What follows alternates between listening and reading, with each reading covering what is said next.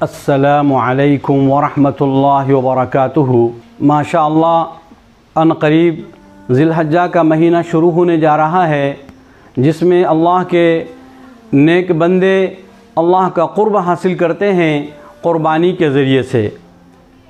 سب سے بہترین عمل جو 10 ذی الحجہ کو اللہ کے دربار میں پیش کیا جاتا ہے وہ احراق الدم یعنی اللہ کے نام پر قربانی دینا ہے۔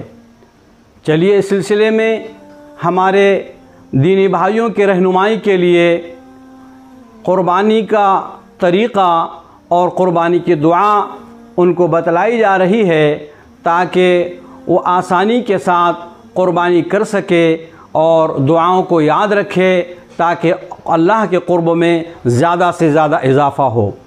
لیجئے جو قربانی کے سلسلے میں دعا پڑھی جاتی ہے، سب سے پہلے ہم قربانی کے جانور کو قبلہ رخ لٹائیں گے۔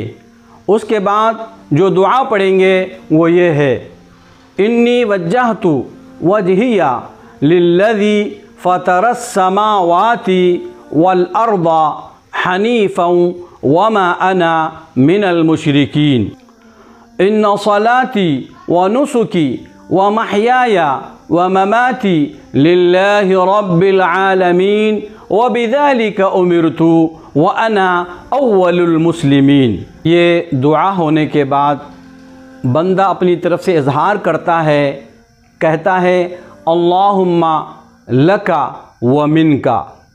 اس کے بعد ہم قربانی کے جانور کو ذبح کریں گے بسم اللہ اللہ اکبر کہہ کر۔